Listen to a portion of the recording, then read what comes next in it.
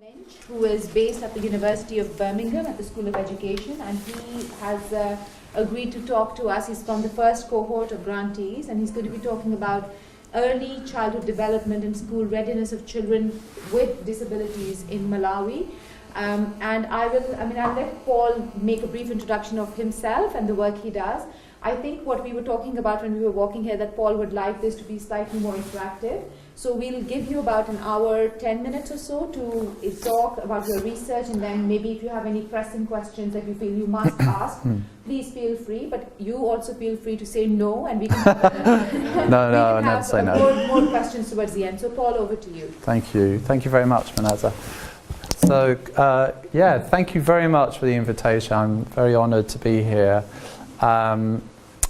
I was saying that the only time I've been here is for the UCFIAT conferences, so it's a delight to come to something else, come to Oxford to present to students, to colleagues. And I know that you've had a number of, you've attended a number of these sessions, and I was chatting to Ben Alcott just this morning, and he said he really enjoyed presenting to you last week, so some of you might have gone to that, yeah? Great, okay, so a hard act to follow then.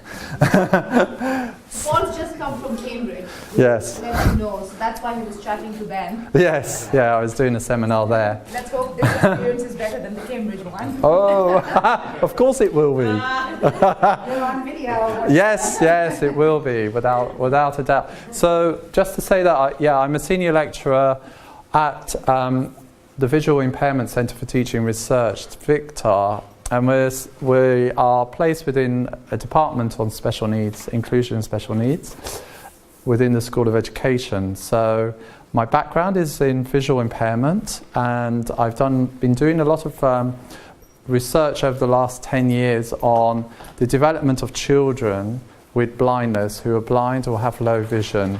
And I've been doing a lot of this with the NGO Sightsavers. And Sightsavers will come up a few times because they're a partner on this research project. So it's a rather long title, so I'm going to try and unpick that title with you. But it's what I plan to do. Just bring up the next slide. Is just talk about some of the trends, some of the debates around early childhood development or early childhood care and education, and focus on disability, look at the theoretical model around it, and talk briefly about school readiness, which is becoming a very topical issue, not just in the UK, but also overseas.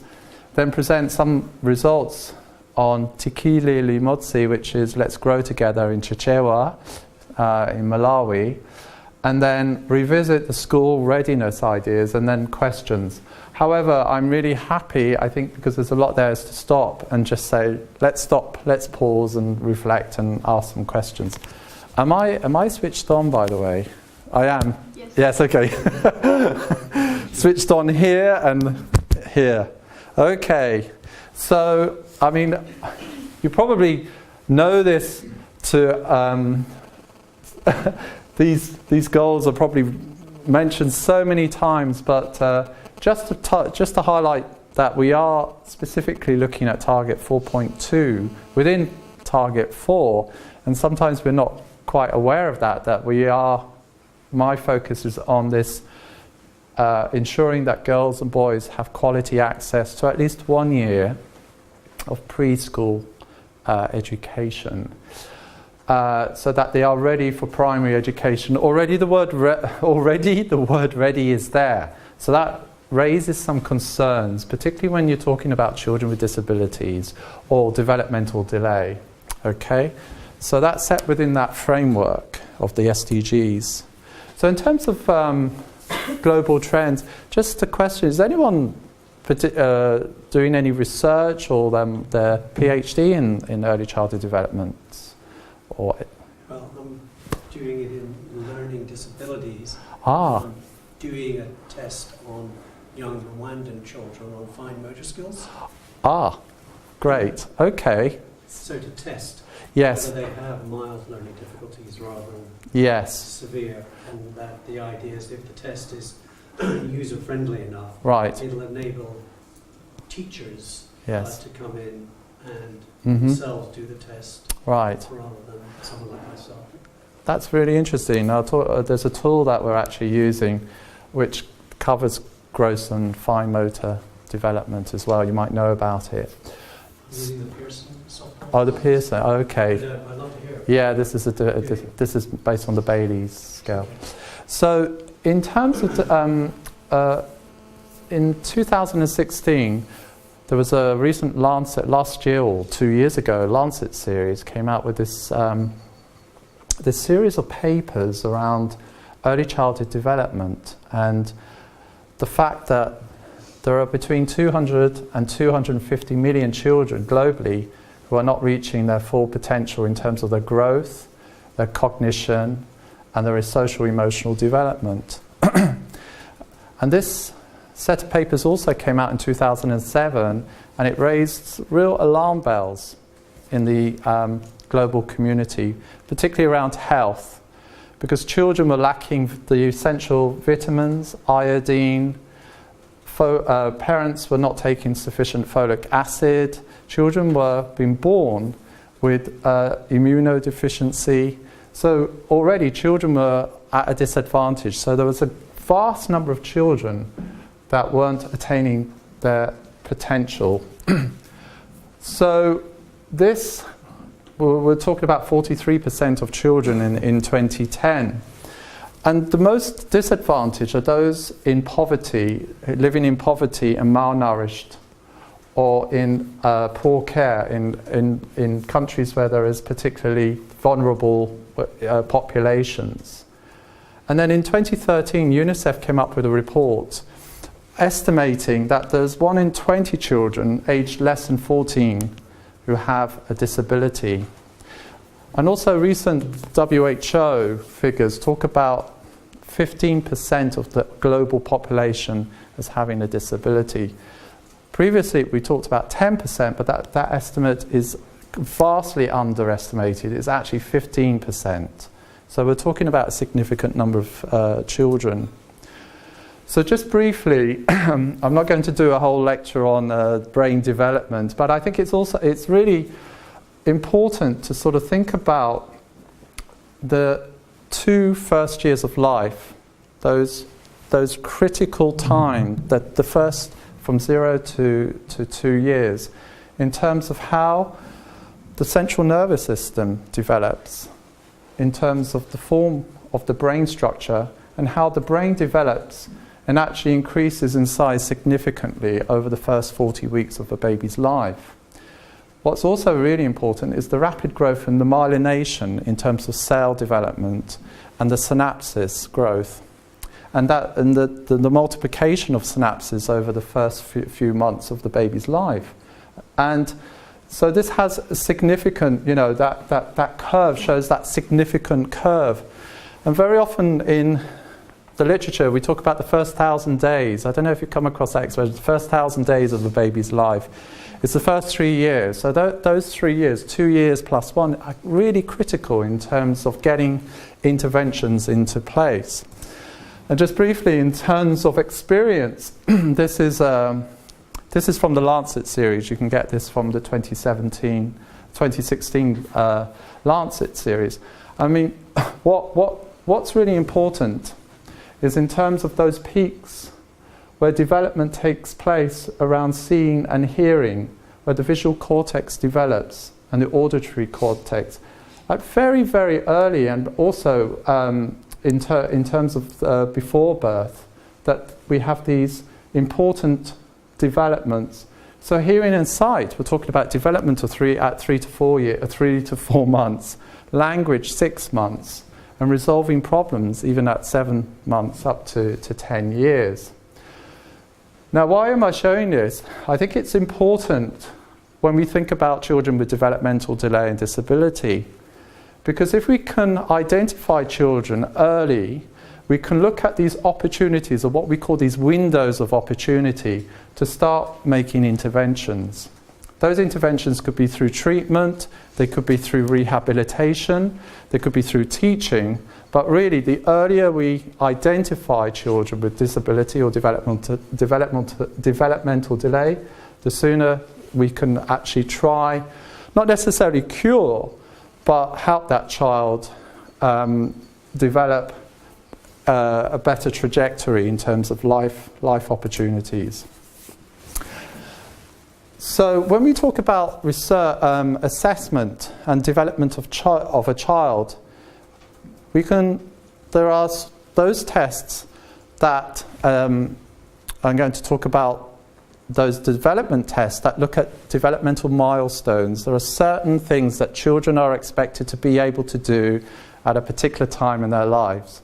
And parents are very conscious of that, particularly in this country, because we have what's called the early years foundation skills. And there's these apps you can get now, and the schools send it and say, yes, your child is now able to pile 10 blocks on top of each other, has excellent fine motor control, can lift a glass up to her mouth, etc. So these are what we call experience expectant, prime learning. So these are the genetic potential and experience that we expect from children, irrespective of the environment they're being in.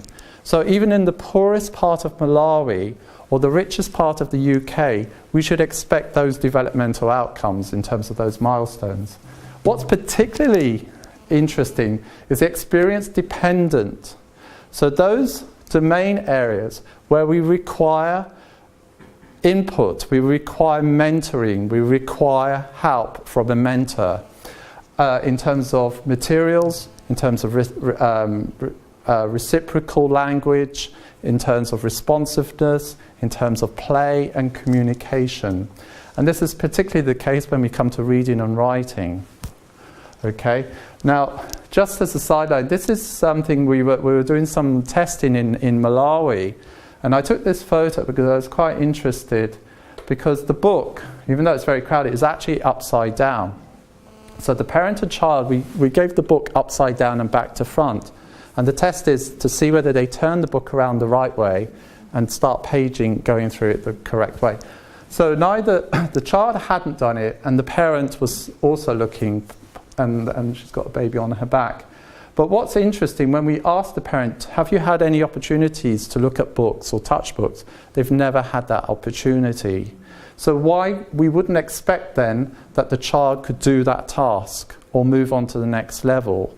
So in terms of experience dependent, it's absolutely critical that they have opportunities to see books, look at language, look at symbols, etc. And that's something that I'm going to talk about a bit later. So in terms of school readiness, in a global context, we've done quite a lot of literature search in our research. And there's all sorts of minimum requirements they talk about, what children should be able to do before they reach the primary school, the reception class or standard 1 in a lot of schools.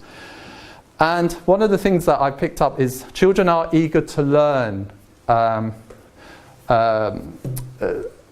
They are school ready, successful transition into primary school learning environment.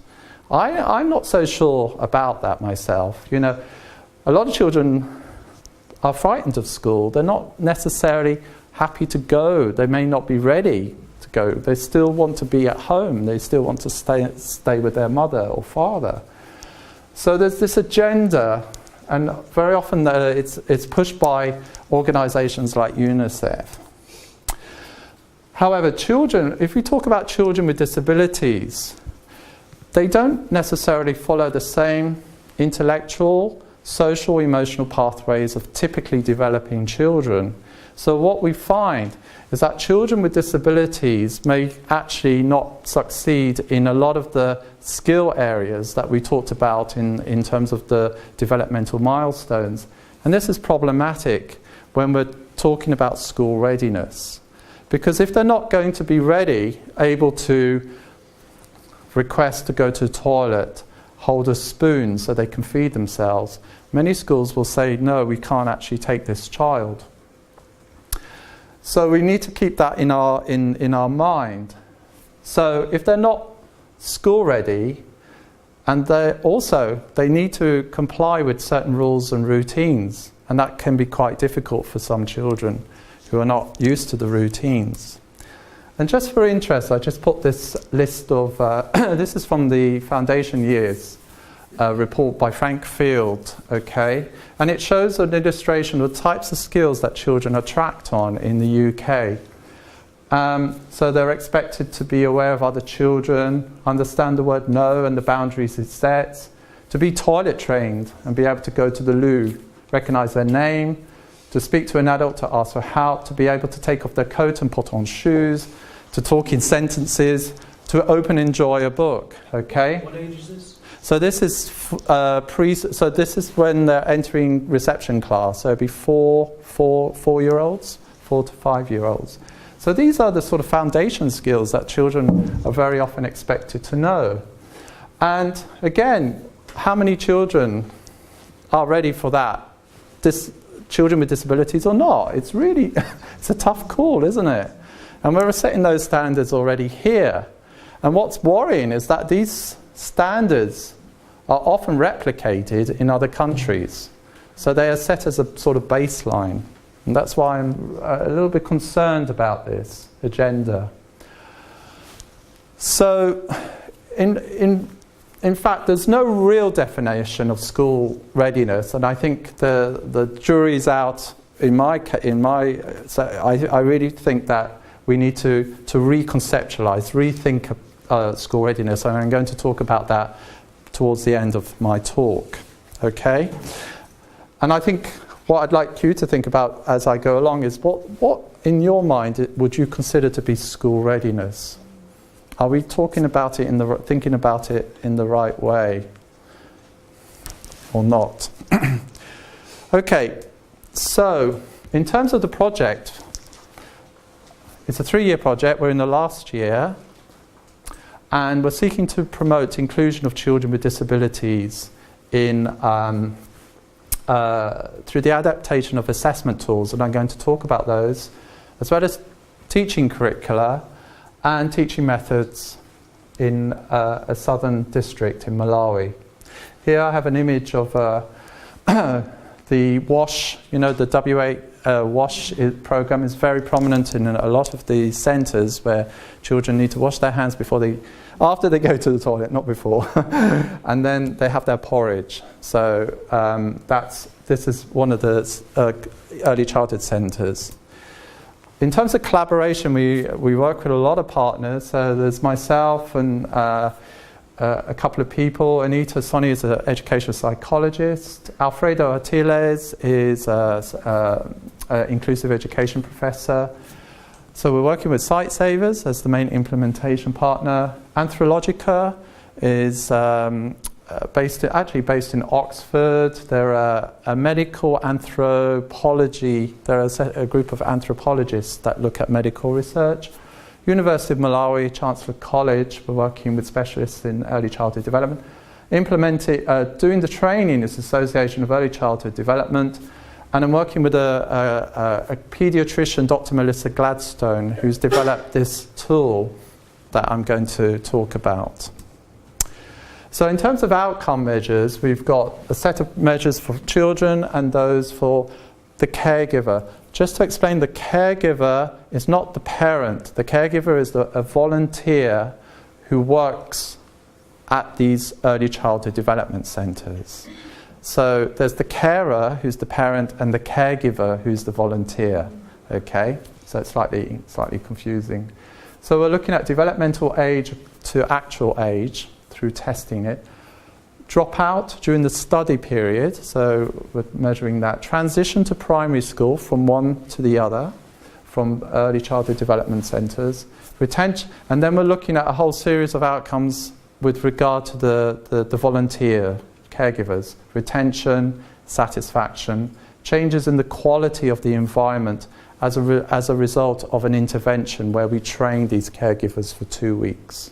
Okay. So we've completed stage 1.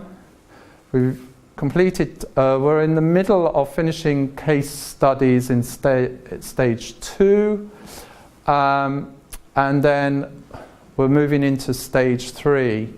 So what I'm going to talk about is talk about the tools, but also talk about some of the results that came out of the baseline data, which is quite interesting, and then talk about the next steps. Sorry, can I just... Yeah, please. You go. We can... I just want to know a little bit more about this, these centres. Are they NGO run? Are they government centres? Yes. And were they already in existence when you started the program? Okay. So, bang on cue.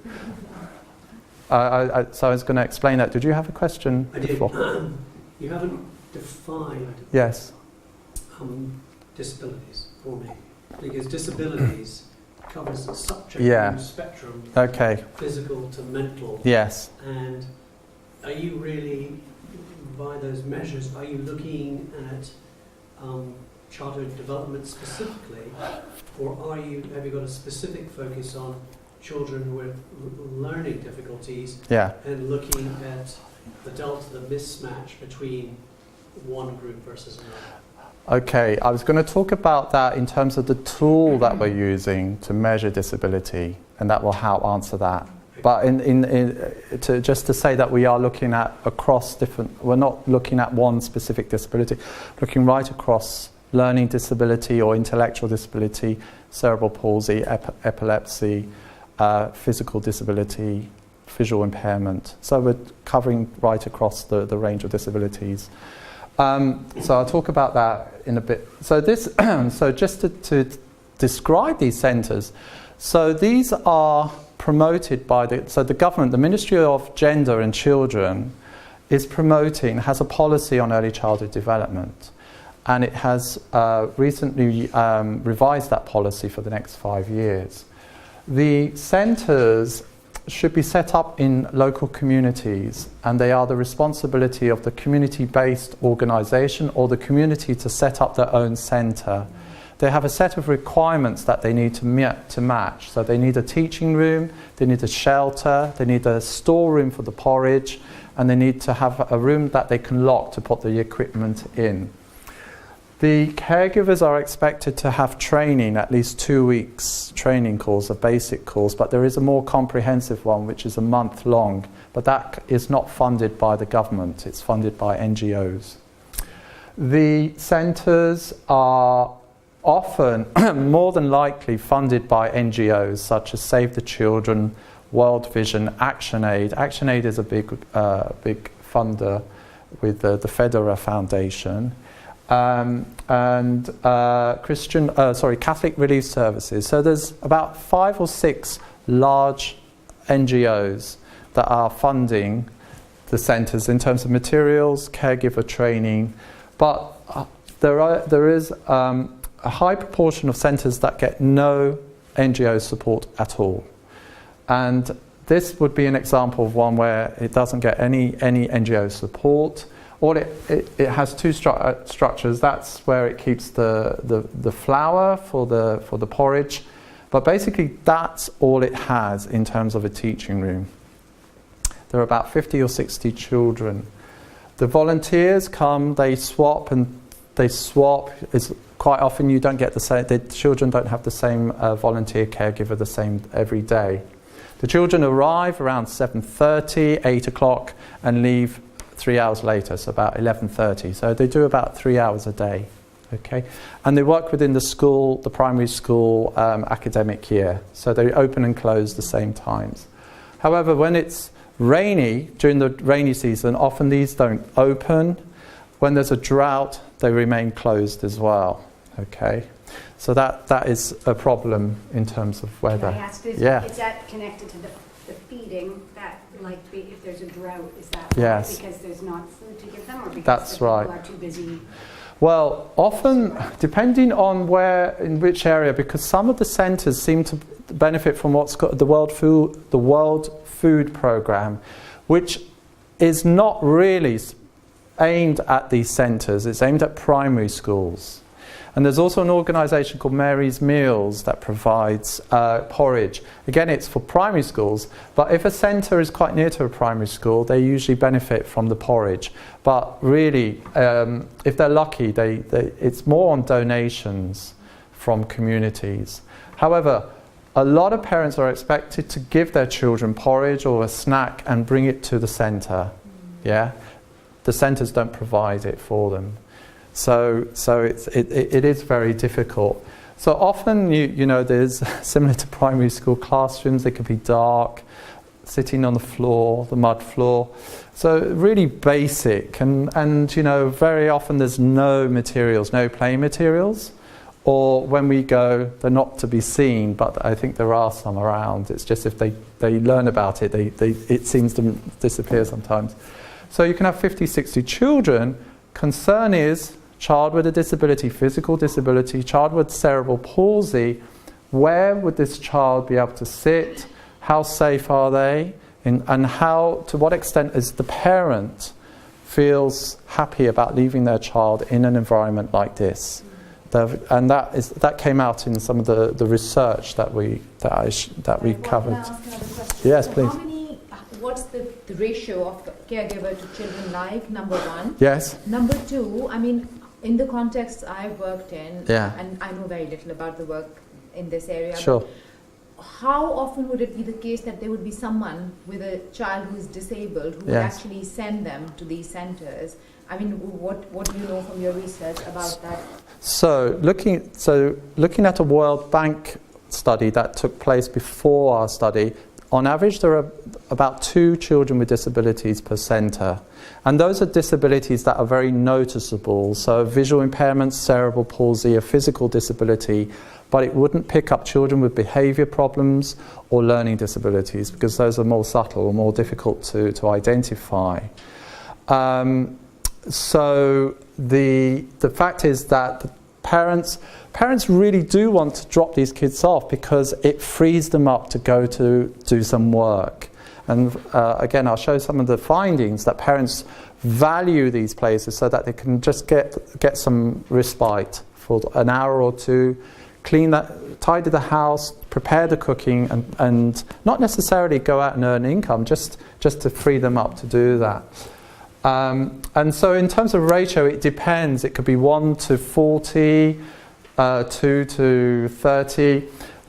It depends on the caregivers if they turn up. Sometimes one is on their own, but they could be managing up to 50 kids at a go. And that can be really difficult, you know, with tiny children. Can you imagine keeping an eye on 50 kids near a main road? So in terms of framework, how much have you looked into the ecological systems theory, the bio-ecological systems theory of Bronfenbrenner?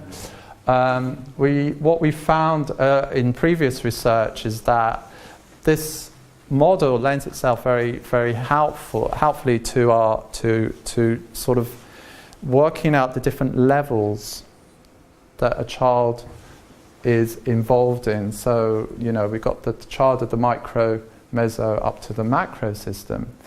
And what we're looking at is the dynamics between the child, the family. The CBCCs are those centres I talked about. But also, what's happening in terms of the health clinics and the rural clinics and the home. So this, right, at the moment I'm not so happy because it sees the child, okay, the child is at the centre, but I don't want the child to be seen as things are being done to the child, because I feel it's a two-way process. So I'm trying to sort of replicate that by the child trying to help decide, you know, if the child wants to go to a centre or not, wants to do certain activities or not. And this is quite difficult in terms of trying to replicate that. So looking at the sort of literature, I think up until now we haven't really, Bronfenbrenner or studies that have used the bio-ecological systems theory hasn't really looked at it at inclusive education and early childhood development of disabilities. So I think this is quite a new, from what we've looked at in the literature, this is quite new. Because Anderson writes a very interesting paper, and also Tudge, about Bronfenbrenner's been quoted left, right and centre, but often it's only done partially, and that it's not actually looking at the chrono system, which looks at the child. If I go back, there's this movement through from home to preschool and primary school.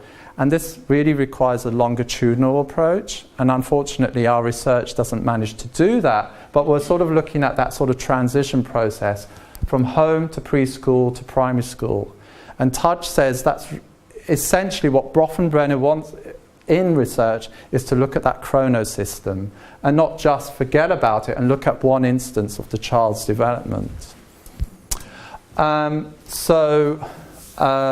We want to look at it, the context within an inclusive education context, because primary schools talk about inclusive education, but in fact, in early childhood development, they talk more about integrated education through health and education. So we're sort of playing around with those ideas in terms of home to early years provision and then to primary school. And we've just finished a concept paper which we've submitted to a journal on that. We are using what's called the CBPR, the community-based participatory research, which integrates, basically we're looking at working with community members in the district we're working with as co-researchers. So they volunteer, we give them a stipend, we give them travel money, and they work parallel in tandem with our research team. And they do a lot, so we work with them in terms of developing the interview schedules, the focus group schedules, and actually asking questions and doing some data analysis together. So in terms of the trial, we're actually taking a randomized cluster control trial of 48 centres in Cholo district in southern Malawi. So we've carried out the baseline data, which took a very long time because we hit the really bad weather and a lot of centres were closed and we had to go back, so it was a complete nightmare, but we managed to interview all the kids. So in terms of cluster, so these black spots are all the centres in the control and in the intervention arm. Okay, we carried out 2 visits to each centre to collect data.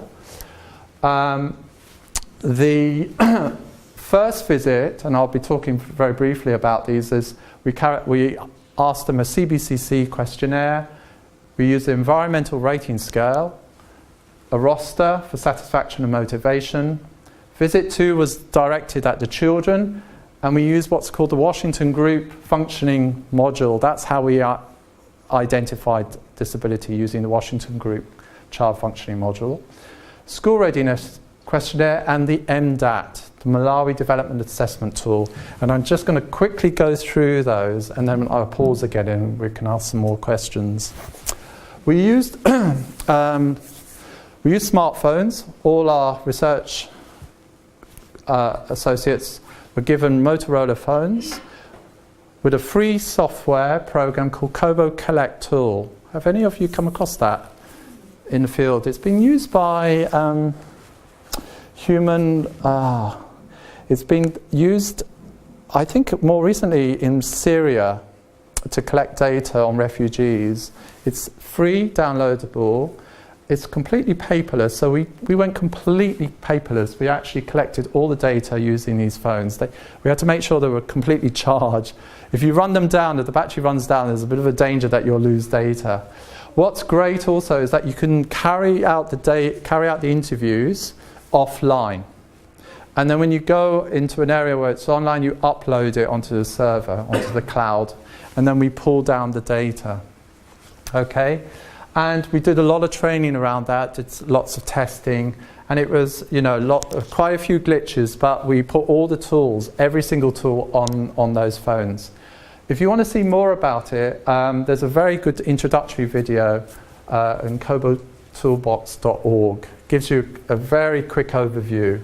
So if you're thinking about doing some data collection without using paper, have a think about that. That might be a good tool to use. And that's basically, you can import video, audio,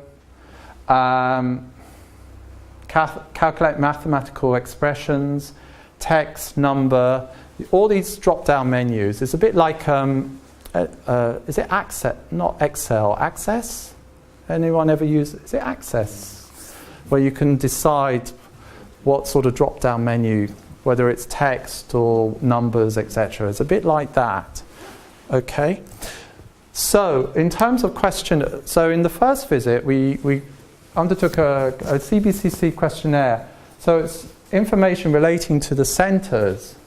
So one team administered the questionnaire using the phone, asking the main caregivers, and there were a lot of questions. It took about a good 40 minutes to collect a lot of information about the registers, child information in terms of enrolment, selection process, attendance of kids, including children with disabilities, staff information, food, including eating and cooking utensils, what was used and what wasn't, the curriculum, what sort of timetable they had in terms of activities, supervision, did the child protection officers come to visit or not? Often they didn't. Observations of equipment, and we used the GPS to locate the centre. Okay. The second tool, which some of you might know about because it was based on the ECHOS, the Early Childhood Environmental Rating Scale. Have you come across that? Yeah. I know Kathy Silver's done a lot of work using that. So we took six domains, subdomain from it. We requested permission. So we picked out what we thought were the most useful in terms of observation. So routine and structure, supervision, caregiver engagement, managing children's behaviour, communication, social development, very important, a provision for children with disabilities, and then numeracy, literacy and problem solving. So we took those 6 domains, and 2 researchers sat in different parts of the centre, carried out observation over 2 hours. Then they come together to agree on a scoring system, which was basically 0, 1, 2 for each question. We really simplified the ECHOS. It's incredibly complex, so we made a very, very simple version of it, and I developed a set of guidelines for that as well. The other is a caregiver roster satisfaction and motivation. So we took a very simple scale, 5 or 6 questions asking caregivers about their level of motivation, remembering that they are not paid for their work, so you've got to be a bit careful about asking questions if they're not paid. So it's about training, education levels, and satisfaction and motivation. Okay. So in the second visit, we use what's called the Washington Group questions, and this is a functional disability which is being developed. There are different modules based on different ages, and there are another project in Cambridge has used the older version, I think the 5 to 17. And so parents, it's a questionnaire that's asked the main parent or carer about specific domain areas around seeing, hearing, walking, manual dexterity, communication, play, learning, and behaviour. So it asks questions about the level of difficulty that a child has carrying out certain tasks. So you have a lot of difficulty or cannot do at all to at least one domain or daily for the emotion domain. Okay? So if they come up with a lot of difficulty or cannot do at all, that flags up a problem. And we then need to look at that further in terms of an assessment or even referral to a hospital or clinic, particularly when it comes to hearing and seeing and walking. We also use the school readiness questionnaire, and this was adapted from a UNICEF program which has been used in Malawi. We looked at pre-literacy, mathematical operations, numerical and measurement. And finally, we use what's called the MDAT, and this is a tool which measures fine motor, gross motor, language and social communication, language and socializing. We use 2 of the domains, but the whole test it takes about 40 minutes. And it's just to give you an example of what it looks like. Here's an image. So it's based on the Griffiths and Bailey scale. So it starts basically with a child at birth right through to 3 years. This has been standardized, tested and used on a population in Malawi. It's been used quite extensively now in Malawi, Mozambique, Zimbabwe, Kenya, and I think it's been used overseas. And it's pretty helpful in identifying children with neurodevelopmental delay. So what's interesting is to correlate the Washington group question with this to see if the child is having difficulty. And with any other scale, it's after 3, if they fail on 3 areas, you put a cross and you count, and then you look at the developmental age against the chronological age of the child. Okay? The only thing to say is that this was developed in 2010. We're now 2018. It actually needs to be redone, re-standardized. So Dr. Gladstone is now working on a newer version. Because interestingly, the children that we tested were doing really well in nearly all of these. They got getting 100% right. So we're just questioning, they definitely need to look at the tasks that are being asked to do, but maybe change some of them so that they're more refined. Is there any questions so far? I really raced through those tools.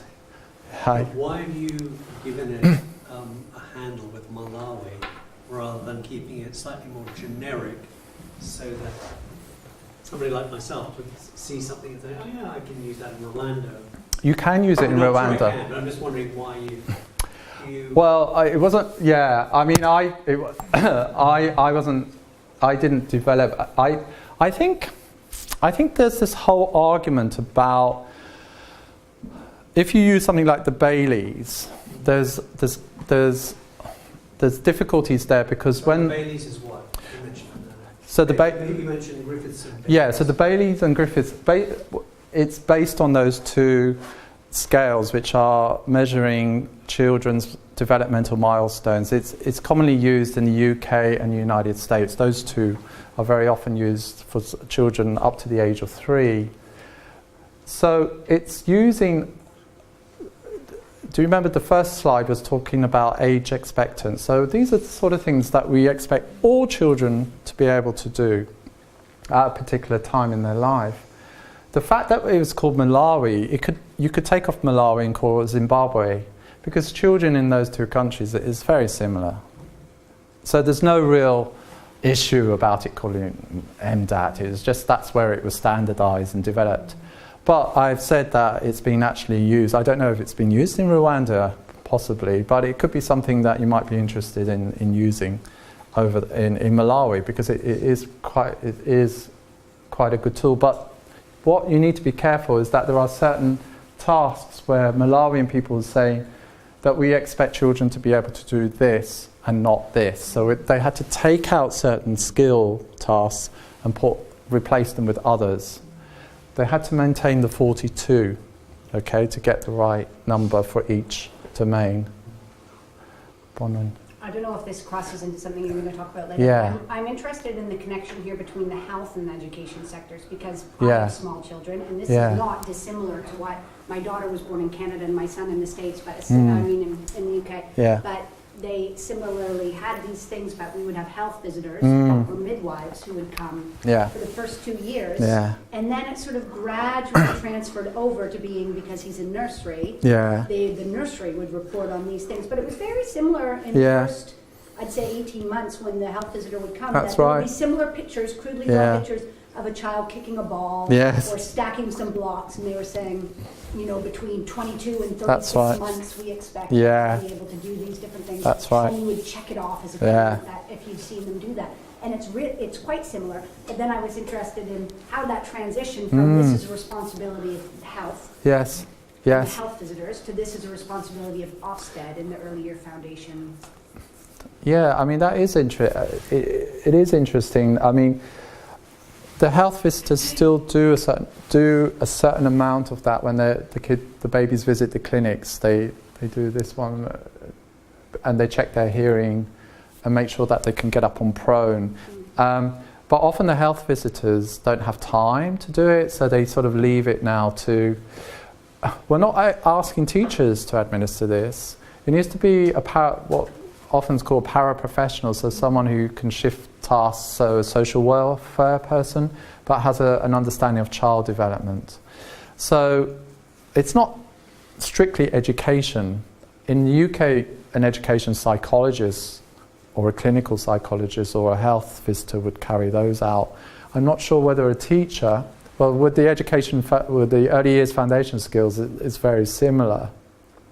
But, in terms of whether a child can or can't do something, I can't see why it has to stay within the health domain. No, not at all. It can I just wonder transition. how do they speak to each other, I guess, and I feel like that might be a challenge with early childhood development, or much more broadly than just a test. But how do you negotiate what often maybe falls between two different ministries or two different... It does, because this is sort of Ministry of Health. And interestingly, early childhood development falls within the Ministry of Gender and Children, not even education.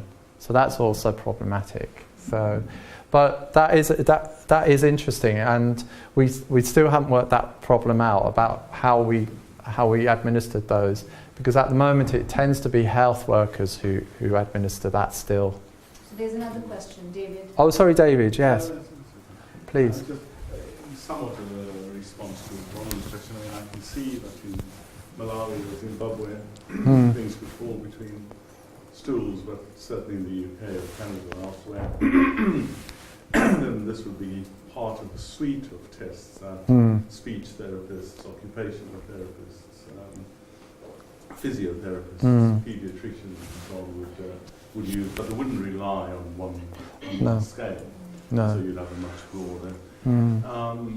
I think it's a fascinating tool, but I have actually two questions. One may not be as relevant to where we are with up to years. But I think what we know, child development certainly, as it is culturally located in certain parts of the world. We know, for example, I'm sure you're aware of Barbara Rogoff and that sort of work. But, you have a young child of sort of 8 months slicing jackfruit with a machete.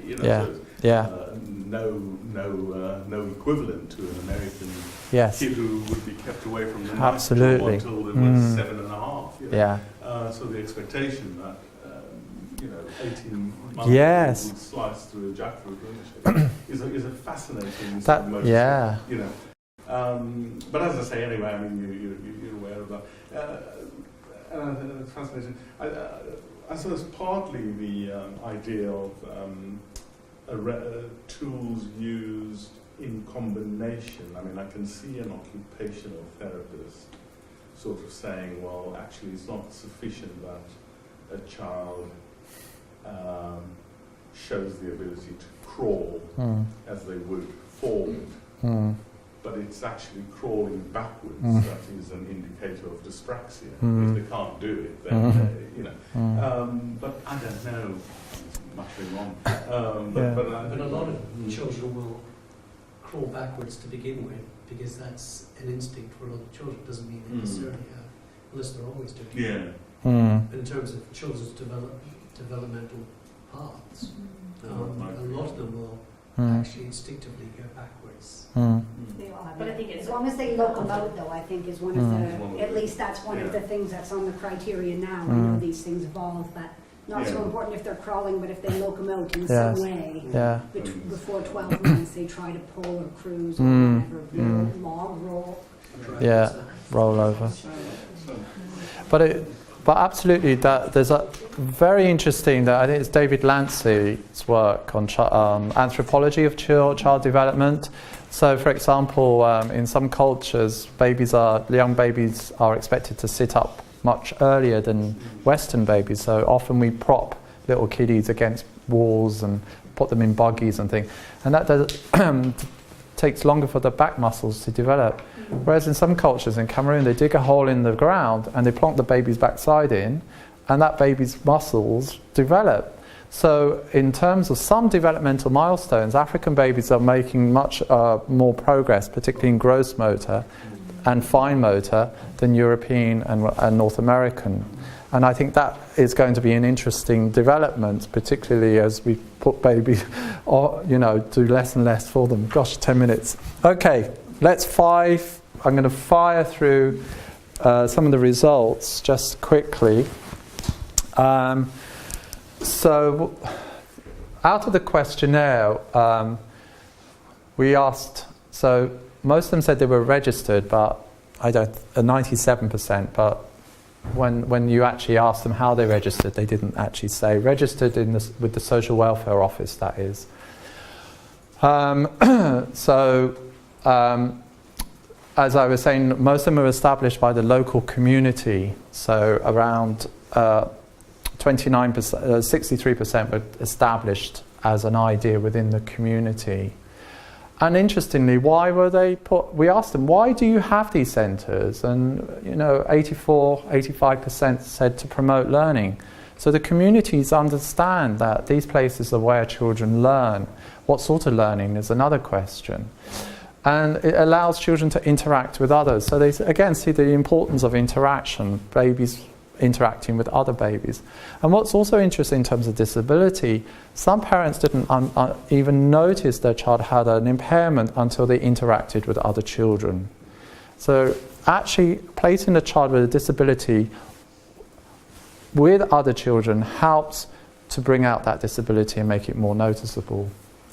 And interestingly, only 20% to provide childcare for working parents. Okay, so they see that as key. Just quickly, in terms of opening times, there are 5 out of the 7 days had operated when we visited. 5 out of the last 7 days, 9 out of the 12, around good 75%, 9 out of 12 months.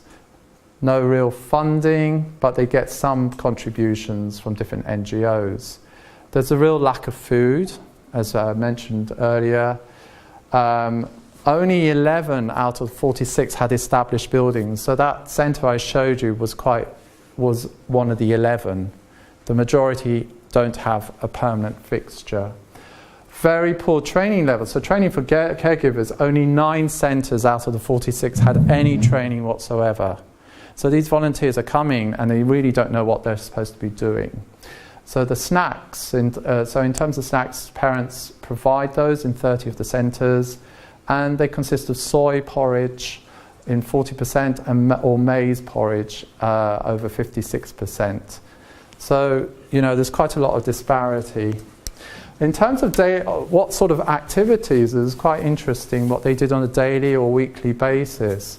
So we asked about reading. So some of them said 28%, but again, we asked, well, how do they read? And they said, they read letters drawn in the sand, or we showed them cards. So there was not quite a complete understanding what reading is about, rather than saying they said the alphabet. They were able to say the alphabet A, B, C, D, etc. But in terms of reading, when we tested them, hardly any of them passed the tests. Singing, unsurprisingly, a lot of singing takes place.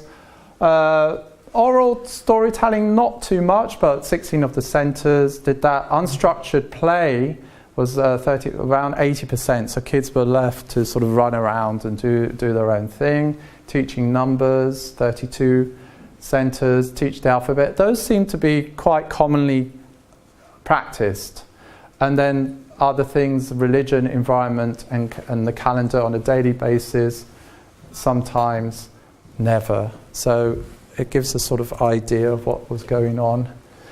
In terms of the environmental scale, there was a mix of collective, small group, not really any individual activities, about 8% of them. But really the observations, all the children really did everything together.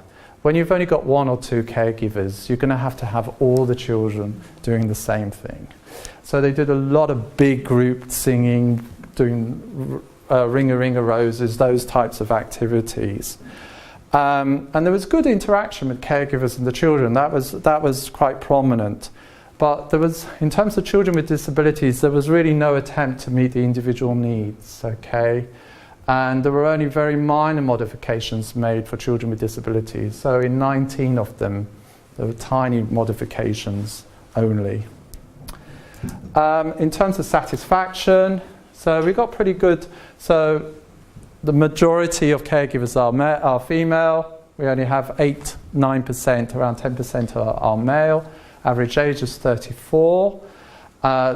Majority have been doing it for 2 years, so that's interesting. A lot of them, even though they had no training, they were sticking it out. They still see an importance of keeping those centres open, so that's really interesting, in spite of the training. And the majority are agricultural workers as well, so 68 out of the 121 work in agriculture. So breaking down, so satisfied with work or job. So interestingly, just under half said they were strongly agreed. To agree, satisfaction, recognition with work. So we got pretty high satisfaction rates in spite of the poor conditions that they work in. They're getting very little for what they do. So in terms of the Washington group questions, we surveyed 908 children, or parents were able to respond to those. So out of the 908 children, approximately 166, say 18, possibly more, were diagnosed with some sort of disability, okay? Which sort of fits with the sort of national average. So, I mean, it's still quite crude because we need to go back and look at the data again. I mean, 742, around 80% no disability, but again, we need to dig down because in some of the assessments, particularly with the MDAT, some of the children weren't performing very well in some of the domain areas. So 20%, 18 to 20% seems to fit within the national average. We also have data in terms of breakdown of those, but we haven't got time to look at those. So in terms of school readiness, this was quite interesting. So we collected data on 923 children. Some were over the age of 4, others under. So talk about pictures in books. Okay, we got 34%, 35% were able to talk about pictures. Over 65% couldn't. So we're talking about 3 to 5-year-olds or slightly older. Recognize symbols, over 86%. So what we did with symbols, we showed them pictures of a soap bar, scratch cards from phones, symbols that they would be likely to see in their communities. And we pointed, what's that? Oh, they were able to say what they were. So what's really interesting, they have the sort of foundation skills in terms of recognizing symbols. Quantities, they were very able, maybe it's because they know more or less when they get their porridge that the child next to them has less or more, and they had a good understanding of position as well. How am I doing? Just quickly, 5 minutes? 5 minutes. Okay. So with the MDAT, we received the 917 responses. So looking at the language and social domains. So it says 2 words other than mama and dada. So we have, practically a full count there that they could. Identify 10 things. So we showed them 10 different objects, and they were able. So we had a breakdown between 21 and 42 months. So we had yes, so 63% were able to. So basically the test is yes, no, or fail. It's just, or actually we do have a not sure if the child doesn't respond. So in terms of opposites, a man is big and a baby is, we got, so between the ages of 4 and 6.5, over 78% got that right, and just over 20% got that wrong. And then in terms of socializing, songs, full complement, because singing is very much part of the culture. playing with games, taking turns, pretty good scores again. Toileting, good as well, 11%. Maybe this is where some of the children with physical disability may have had difficulty in terms of toileting, going to the toilet. So very briefly, these are just preliminary because we have to go back to the end to do the end line. But the fact that there's very little resources available is really causing, in terms of implementing any curriculum of any sort, it's just so difficult for these people to do. What we provided them was some basic materials to teach the alphabet and numbers, and some games like a parachute so that they could include children with disabilities. But this is the real basics. The Ministry of Gender has a curriculum, has books, even big books, but it still hasn't printed them. It's still looking for a publisher to print these books. These books are not getting to these centres at all. So these caregivers are working with nothing. So they need to build on children's experiences of quantity, position, understanding symbols, and I think that's really powerful. If they see children are succeeding, they can build on those foundation blocks. And we need to have more inclusive training of caregivers. So in terms of the training we gave to caregivers, we provided them with a syllabus. We ran a 2-week training program. So we looked at understanding disability, inclusive games, well-being involvement, safety, risk, early maths. And all of these involved children with disabilities, looking at case studies. What would you do with a child with cerebral palsy? How would you involve that child in early maths? How would you involve a child who's blind in early literacy and storytelling? So we asked the caregivers to act out. So this particular guy is acting out a blind child, and how we can support that child with different tactile materials. So really essential stuff. So in terms of the end line, we need to consider severe drought conditions, issues in some areas. There were some issues. I was talking to David last week about there's problems with, I think that it's called vampires. So there's this myth going around that there are certain people sucking blood from other people, and it's causing a lot of consternation and fear in the communities. And so it's difficult for us as researchers to go into the community because they're fearful of everyone at the moment. So we've got to be careful of that. Staffing issues in terms of working and work ethic. We had problems with fieldwork activities, with disbursement of funds, which is also always a problem. Costs are fluctuating all the time with the local currency. It's a headache, particularly with fuel. Seems to just go up all the time. And managing expectations, particularly in communities, when they get really excited about what we're doing. And if they're in the control group, they have to wait. We will be training them, but they have to wait to the end of the trial. Okay? And I just finish off lastly with this whole idea of school readiness. Still early days. But what I see is that we talked about the child being school ready, but it's not just about that. It's about the school being ready for the child, and the carers in the community being ready for the child to go to the school. And so we're looking at that sort of middle area in terms of child development. And so we've got this sort of, bi-direction of school, parents, community through transition process, forming stronger relationships. So particularly with children with disabilities, is to make that preparation a long time before the child goes to primary school, not for the parent to take the child to the primary school the first day of term, because often they get turned away. It's not uncommon for these centres to have children with disabilities older than 5, 6, 7, 8, even older, because they're not allowed into primary school. They need to be highly visible.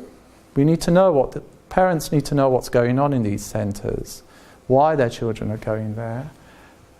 Once parents know it's appealing, they will take those children there and support them as much as they can.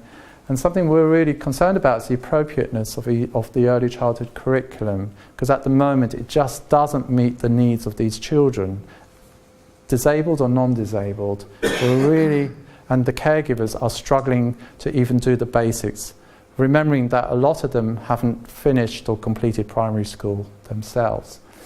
And so, again, in terms of multi-sectoral, I think strongly that we need to work with health and social welfare to create a much stronger system for children with disabilities. And so these early childhood centres, however poor, however difficult they are, they play a really essential role in child development, in socialising, and particularly for children with disabilities. So in spite of the fact that there's very little there, the bringing of children together, all children, does help stimulation and growth and motivation and curiosity. And it's, you know, even if we don't get those materials, children with disabilities will develop those dispositions, will develop that curiosity and participation. And that's something that we really want to work towards. And so just lastly, returning to that model in terms of where those systems work together, and then in terms of the national policies, and of course we've got the Convention for the Rights of People with Disability, Persons with Disabilities. How does that feed into this whole process of early childhood development? And of course the SDGs. And so I'm going to finish there. I know I've talked far too much, but thank you very much. Fabulous, thank you.